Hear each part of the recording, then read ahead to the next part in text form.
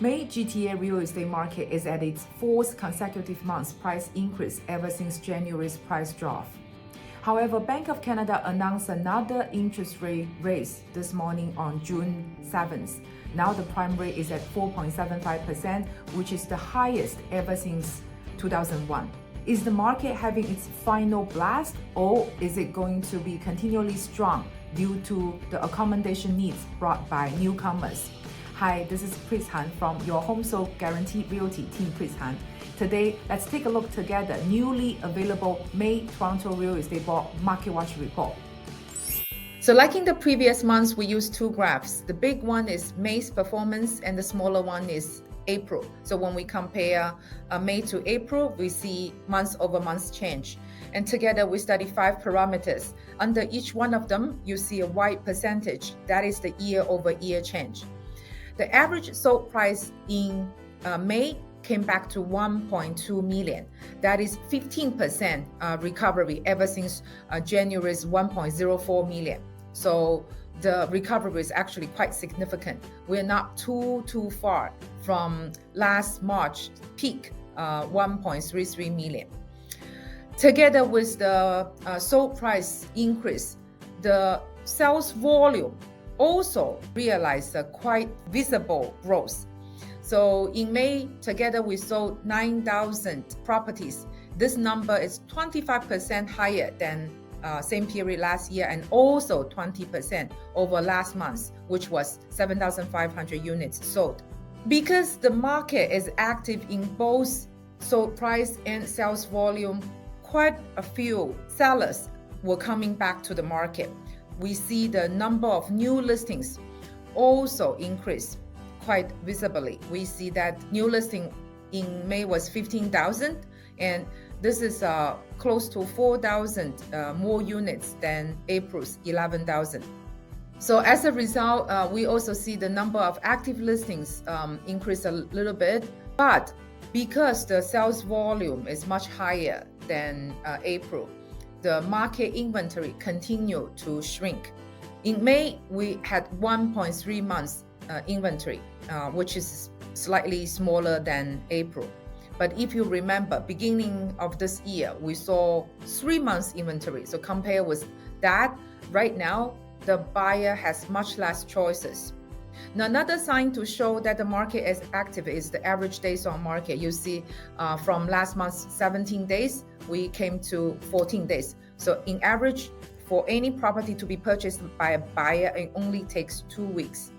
If we look at the property type, you will see a lot of property type had a quite significant increase also in this month. Noticeably, the detached house in Toronto is one of a great example. It came back from last month less than 1.8 million to this month over 1.9 million. Condo apartment, this segment, this property type, it didn't act drastically like the low rise. It didn't went up that much when the interest rate was very low, but it also didn't come down too drastically. But this month, in May, it came back from last month's 751,000 to 784,000. So you can see that condo is moving now. All right, so in the following, I'm going to share with you some data to show the dynamic between supply and demand. So here I'm using a number of new listings and sales volume, and their ratio is SNLR, sales to new listing ratio, to reflect the dynamic between supply and demand. So you can see the red line is new listing and blue line sales, and then the green bar is SNLR. The observational period is the beginning of 2021 till last month's May 2023. So first of all, the market does have seasonality. You can see every year, early spring, March, April, May, there's a spike in both sales volume and new listings.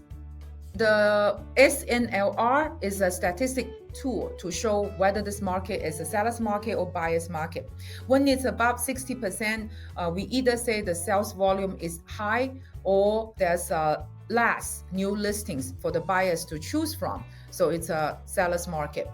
But if it's below 40%, either the sales volume is no, there's not many selling activity, or there's lots of available properties, new listings for the buyers to choose from. So it's a buyer's market. When it falls in between 40% to 60%, it's a balanced market. So during this 2.5 years, you can see a lot of times this market is a seller's market. It does fall back into balanced market ever since last year, March. Bank of Canada launched the interest rate raise.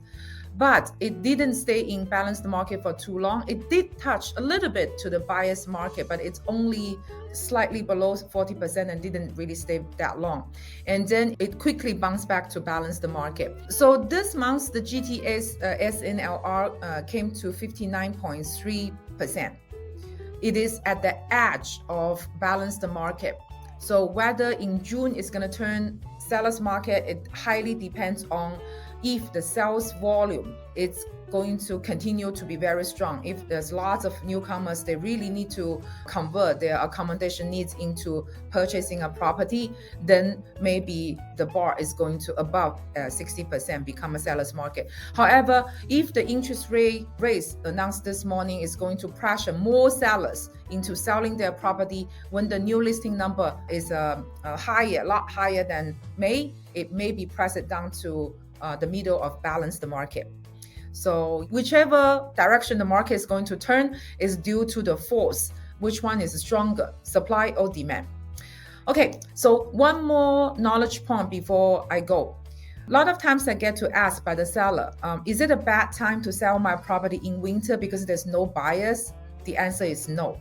Because very interestingly, if you look at December, no matter it's in 2021 or 2022, although the sales volume is the lowest for that year, however, because the shrinkage of new listing is even more drastic, you can see in both years, SNLR in that year is the highest in December, meaning the strongest seller's market. So this let us know that when we define if it's a good time to sell, you don't just look at if there's buyers or not, because even though there's less buyers, but if the number of sellers drop more than the buyers, you have less competitors, you still have a better chance. So in fact, in December, it is the strongest seller's market. Is it very different from what you thought? So this is the end of this video. See you in next episode.